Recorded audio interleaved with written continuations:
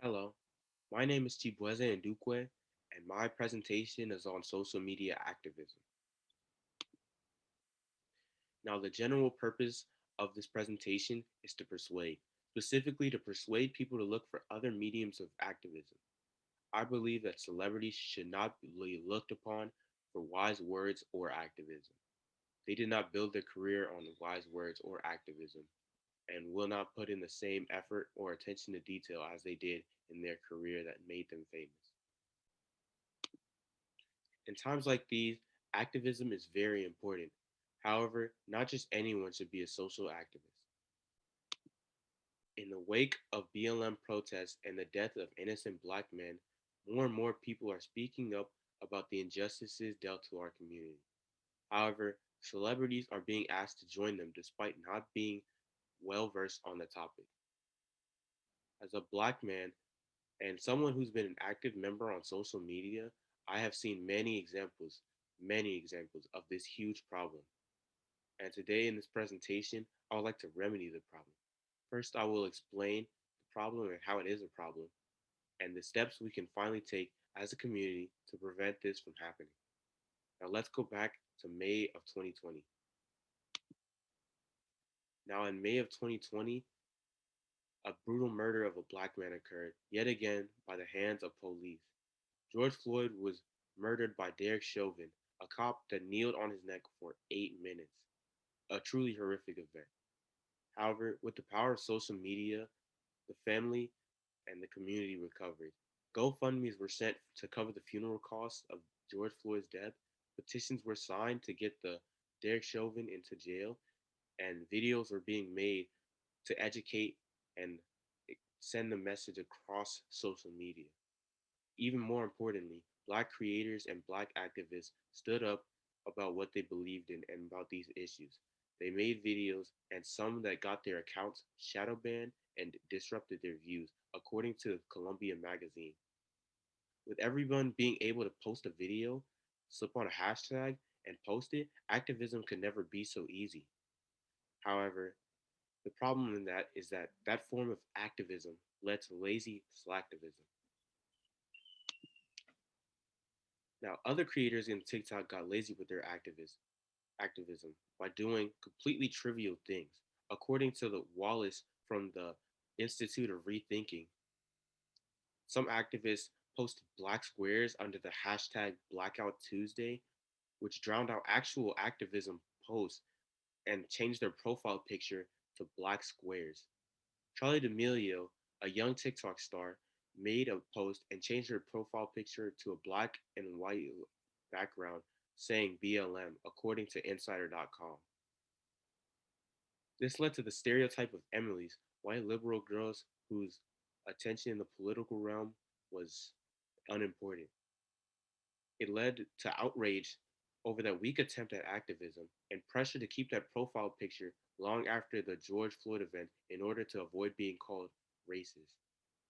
It also attributed to BLM trivializing as a whole on the account of TikTok and helped in silencing even more black voices, which surely wasn't her intention.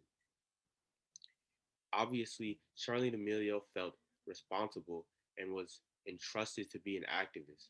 The only reason was that she had a large platform, which was, like I said earlier, was not built on activism. How do we solve a problem like this? To solve a problem like this, we should adjust our expectations for content creators. They are just like you and me, according to an op ed made by Polk Spikes in 2020. They're just like you and me. Charlie D'Amelio is no older than I am, yet she has 100 million followers on TikTok. This made her very more important. However, she does not know the differences between activism and slacktivism like I do, and I wouldn't be a great candidate for it either, regardless of what I know. We should also focus more on activists that are on the ground working right now. Chelsea Miller is a Gen Z activist that's in the same generation as Charlie D'Amelio and doing great things for it. According to a self-portrait of her, you can see that's her in the bottom right, and she led a protest in Liberty Hall to protest against the unjust killing of George Floyd. We should also avoid slacktivism as a whole because slacktivism is not good and it's simply voicing your concern on issues when that doesn't do anything for the cause. It doesn't help you, it doesn't help anybody, and nothing changes. Now, some would say that their platform is simply too big to avoid activism. However, this goes back to the point I mentioned earlier that the platform definitely did not come from activism. Charlie D'Amelio dances on TikTok and has 100 million followers. She did not get 100 million followers by being an activist on TikTok. Now, the predicament that causes is that it creates an activist stick that trivializes the movement. Now, all of these content creators are stuck in the predicament. Do they continue to post activism and risk their entire account being based on activism? Or do they switch up and treat BLM or other activism as a trend? Either way, it sets them up to make a difficult decision, one that has each drawback that can hurt them. Now, the difference between slacktivism and activism is painted in these two pictures that visualize the problem and the solution. Now, on the left side, you see that these people are holding up signs, they're speaking for what they believe in. They're on the streets and they're mobilized and they're making moves. On the right side, we just have people voicing their opinions. However, they just they just have the hashtag. You can even see it in the bottom right. Look, I'm against the bad thing, okay? If she's feeling like she's pressured and she doesn't really do this for the cause, unlike the people on the left side. Now, both sides are voicing their opinions on the topic, but the difference between slacktivism and activism is action.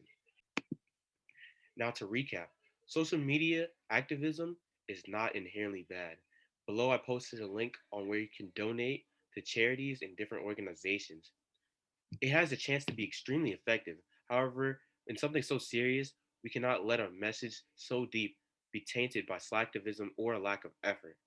We should stop relying on unqualified people for activism.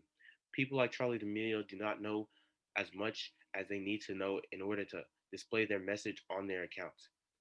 Instead, we should look towards people like Chelsea Miller, who are a lot more qualified to be speaking on issues like these. With this advice, activism will actually serve its purpose, and we can avoid the fiasco that happened in May 2020. Thank you for your time.